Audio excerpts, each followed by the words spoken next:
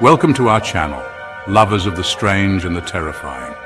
Tonight we delve into the unknown, exploring the dark corners of our world where shadows dance and whispers taunt the living.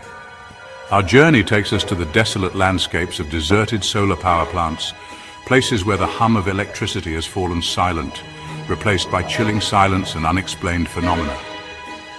Turn off the lights, my friends, and prepare to be drawn into the darkness. Our first story takes us to the Mojave Desert, a desolate expanse of sun-baked earth and unforgiving heat. It's here, beneath the relentless desert sun, that we find the Crimson Sky solar plant, a sprawling complex of solar panels now falling into disrepair. The plant has been closed for years, its once gleaming panels now coated in dust, its buildings standing empty, monuments to a forgotten ambition. Our story centers around Thomas, a solitary man hardened by years of working the night shift. Thomas was the sole security guard at Crimson Sky, tasked with keeping watch over the silent facility during the long desert nights. His was a lonely job, his only companions the howling wind and the occasional desert fox darting through the shadows. For weeks, Thomas's nights were uneventful, the silence broken only by the crackling of his radio. Then one night the silence was shattered. It began subtly, a faint humming sound, almost imperceptible at first. Thomas dismissed it as a trick of the wind, a phantom sound in the vast emptiness of the desert. But the humming persisted, growing louder, evolving into a low, rhythmic thrumming that seemed to vibrate in Thomas's teeth. He felt a chill crawl down his spine, an instinctive unease that tightened his chest. He grabbed his flashlight, its beam cutting through the darkness as he stepped out into the night. The air was still, the desert quiet except for the unnerving thrumming that seemed to emanate from the heart of the plant. His flashlight danced across the rows of solar panels, their surfaces reflecting the moonlight like 1,000 watchful eyes. He walked slowly, his senses on high alert, the hairs on the back of his neck standing at attention. As he rounded a corner of the main building, his flashlight illuminated a figure standing amongst the panels. It was tall and slender, its form indistinct in the darkness. Thomas froze, his heart pounding in his chest. He called out, his voice raspy with fear, but the figure remained motionless. He took a step closer, then another, his hand trembling as he aimed the flashlight at the figure's head. The light revealed nothing. It was as if the figure was made of shadows, its form shifting and swirling in the beam of light. Thomas felt a cold dread grip him, a primal fear that sent shivers down his spine. He stumbled backward, his foot catching on a loose cable. He fell, his flashlight tumbling from his grasp, plunging him into darkness. He lay there for a moment, his breath coming in ragged gasps, the thrumming sound now deafening, pulsating in his ears. He fumbled for his flashlight, his hands shaking as he finally managed to grasp it. He flicked it on, the beam of light slashing through the darkness, but the figure was gone. Thomas didn't hesitate. He scrambled to his feet and ran, his heart pounding in his chest. He didn't stop running until he reached his truck, the engine roaring to life like a lifeline in the oppressive silence of the desert. As he drove away, he could have sworn he saw a figure standing at the edge of the plant, its form silhouetted against the moonlight, its eyes burning with an eerie light. Thomas never returned to Crimson Sky. The memory of that night, the chilling thrumming and the shadowy figure haunted his dreams.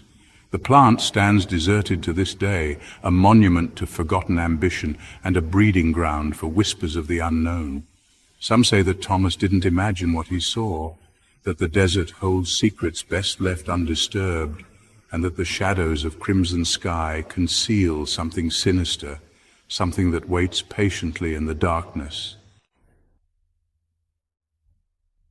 Our tale takes us to the desolate plains of Nevada, where the sun beats down on the endless expanse of scrub and sand. Here lies the abandoned Sunray solar farm, its once gleaming panels now gathering dust, a beacon for those seeking adventure or fear. Drawn by the unknown, a group of friends, Jake, Emily, Ben, and Sarah, arrived at Sunray. Armed with cameras and flashlights, they explored the facility, their laughter echoing in the stillness. The afternoon sun cast long shadows as they drove through the rusted gates, silence settling over them. They explored the deserted buildings, their footsteps echoing, flashlights illuminating dusty equipment. As the sun set, casting an eerie glow. They gathered at the edge of the solar panels. Sarah noticed a flicker of movement, a fleeting shadow darting between the panels. They strained their eyes against the fading light, the air growing heavy with unseen energy. Then they heard it, a low, mournful moan emanating from the earth. Ben's flashlight illuminated a tall, gaunt figure with glowing eyes. Panic surged through the group as the figure glided towards them. They stumbled backward, dropping their flashlights, and scrambled to escape. They ran until they reached their car, its engine sputtering to life like a beacon of hope.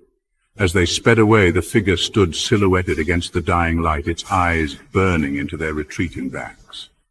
The Sunray Solar Farm remains deserted, a haunting reminder of a night of terror and the darkness lurking in unexpected places. Chapter 3. The Eerie Maintenance. Our final tale of spectral encounters takes us to the high desert of New Mexico, where the wind whispers secrets through the canyons and arroyos. Here, nestled amongst the mesas and scrub, lies the desolate Solstice Solar Array, a sprawling complex of solar panels now silent and still, abandoned to the elements and to something more sinister. Our story centers around Miguel, a seasoned maintenance worker with a quiet demeanor and a deep respect for the desert's mysteries. Miguel had been contracted to oversee the decommissioning of Solstice, a solitary task that often left him alone amongst the silent panels and empty buildings. He had heard the whispers, the stories of strange occurrences and unexplained phenomena, but Miguel, a man of practicality, dismissed them as folklore and superstition. His days were spent in solitude, the only sounds the whine of his tools and the occasional cry of a hawk circling overhead. He worked diligently, his hands calloused, his face weathered by the sun and wind. As the sun began its descent, casting long shadows across the array, Miguel would pack up his equipment, his footsteps echoing in the stillness as he made his way to his truck. It began subtly, a feeling of being watched, a prickling sensation on the back of his neck. He would turn, expecting to see a coyote or a stray dog, but there was never anything there. The feeling persisted, growing stronger with each passing day, a palpable presence that seemed to lurk just beyond his vision.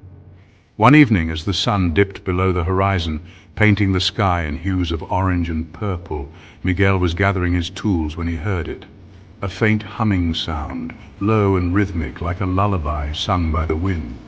He paused, listening intently, his gaze sweeping across the rows of silent panels.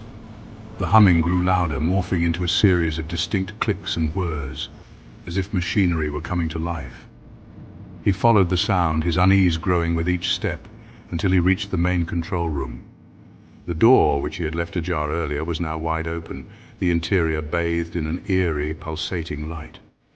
He cautiously approached, his hand hovering over the flashlight attached to his belt. As he peered inside, his blood ran cold. The control panels, long since deactivated, were lit up, their screens displaying a chaotic jumble of data and symbols. The air crackled with energy, the humming sound now deafening, vibrating in his chest. And then he saw it, a figure silhouetted against the pulsating light, its form indistinct, its movements jerky and unnatural. Miguel's breath caught in his throat, his heart pounding in his chest. He fumbled for his flashlight, his hand trembling as he aimed the beam into the control room.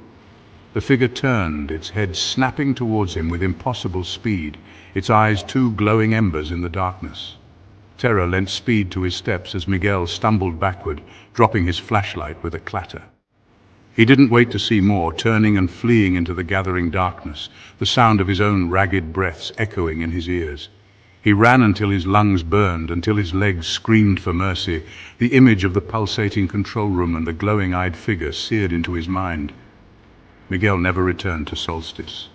The memory of that night, the eerie humming and the shadowy figure haunted his dreams, a chilling reminder of the unseen forces that lurk in the shadows. The solar array remains abandoned, a silent testament to forgotten ambition and a breeding ground for whispers of the unknown. Some say the desert remembers that it holds on to the echoes of the past, and that in the silence of abandoned places the line between our world and the next blurs, allowing the dead to walk among us once more. Thank you for joining us tonight, brave souls, as we journeyed into the darkness power plants and the chilling tales they hold. The silence of these forgotten places seems to whisper of unseen forces of shadows that move just beyond our sight, and of the restless spirits that may linger there. Which story chilled you to the bone, left you double-checking the shadows in your own home? Let us know in the comments below, and perhaps, just perhaps, we'll explore more haunted places together. Until next time, sleep with the lights on, my friends, and remember, the darkness is always listening.